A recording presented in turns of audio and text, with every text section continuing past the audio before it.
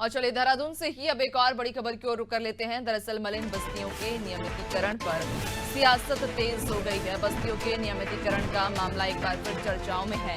पक्ष विपक्ष की बयानबाजी का सिलसिला भी शुरू हो चुका है। तो मलिन बस्तियों के नियमितीकरण को लेकर सियासत एक बार फिर गर्मा चुकी है, जहां बस्तियों के नियमितीकरण का मामला फिर से चर्चाओं में है। यहाँ पक्ष और विपक्ष की बयानबाजी का सिलसिला भी शुरू हो चुका है। देहरादून से इस वक्त की ये बड़ी खबर, जहां आपको बताते चलें कि मलिन बस्तियों के नियमितीकरण पर सियासत गर्मा चुकी है।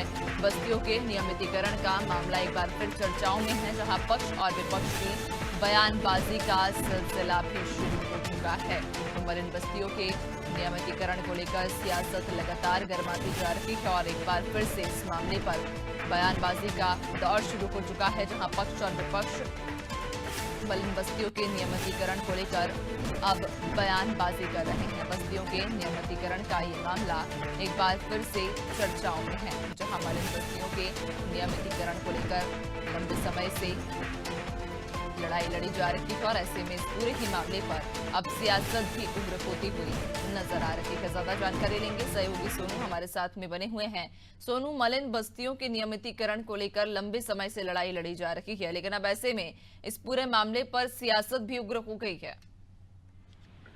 अब देखिए, लंबे समय से मलिन बस्तियों का मामला एक सियासी अखाड़ा बनता हो नजर आ रहा है। सरकार किसी की भी दल की रही हो और विपक्ष में कोई भी दल रहा हो, ये सत्ताधारी पार्टी हो या विपक्षी पार्टी हो, दोनों ही, बीजेपी की हम बात कर लें, कांग्रेस की हम बात कर लें, तो दोनों ही प्रदेश में दोनों की दलों की सरकार रही है। इस वक्त बीजेपी की सरकार है और जब भी कोई इलेक्शन आता है तो कहीं ना कहीं, क्योंकि ये वोट बैंक की सियासत से भी जोड़ करके देखा जाता है, ऐसे में मलिन बस्तियों का मामला चर्चाओं में आ जाता है। क्योंकि आने वाले समय में नैन्सी, उत्तराखंड में नगर निकाय के चुनाव होने हैं और ऐसे में आप समझ सकते हैं इस बात को कि एक बार फिर से अब पक्ष विपक्ष के नेताओं में मलिन बस्तियों के मालिकाना हक को लेकर के जो है वो सियासत तेज होती हुई नजर आ रही है और आरोप प्रत्यारोप की सियासत भी हो रही है, बयानबाजी भी की जा रही है और अध्यादेश लाने की बात भी कही जा रही है। लेकिन मालिकाना हक जो है इसका क्या वास्तव में ही धरातल पर इसको हम लागू होता हुआ देख पाएंगे, इसकी पूरी तरह से स्थिति साफ नहीं हो पा रही है।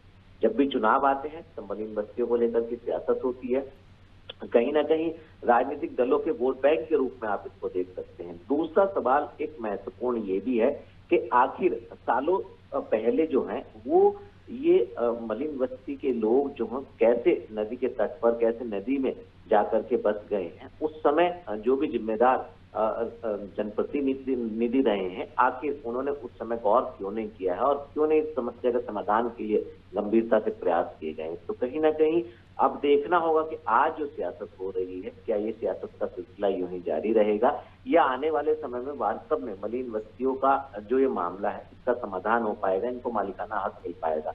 क्योंकि अक्सर वोट बैंक के तौर पर तो इनको हम देखते हैं, लेकिन वास्तव में इनका समाधान, क्योंकि सुप्रीम कोर्ट की, हाई कोर्ट की साफ रूलिंग है कि नदी का एक एरिया है और उस एरिया में कोई भी निर्माण या कोई भी अतिक्रमण नहीं हो सकता। और ऐसे में अगर ये बसे हैं, तो जब ये बस रहे थे लोग, तो उस वक्त जो जनप्रतिनिधि हैं, आखिर उनकी उस वक्त की कार्य संस्कृति पर भी सवाल खड़े हो रहे हैं। तो अब देखना होगा कि आने वाले समय में बीजेपी के जो विधायक हैं वो इस बात को कह रहे हैं कि अध्यादेश लाने की तैयारी की जा रही है, जबकि कांग्रेस के जो नेता हैं वो सवाल खड़ा कर रहे हैं। तो अब देखना होगा कि समस्या का आखिर कैसे समाधान हो पाएगा और वास्तव में जो मालिकाना हक है वो आखिर कितने लोगों को कब तक मिल पाएगा। बिल्कुल, और बड़ा सवाल बना रहेगा कि आखिरकार इस बस्ती के जो लोग हैं उन्हें कब तक अपना मालिकाना हक मिलेगा और देखने वाली बात होगी आखिरकार इस मामले पर सियासत और कितनी गर्माती है। बहुत शुक्रिया आपका, बने रहिएगा और भी आगे आपसे अपडेट्स लेंगे।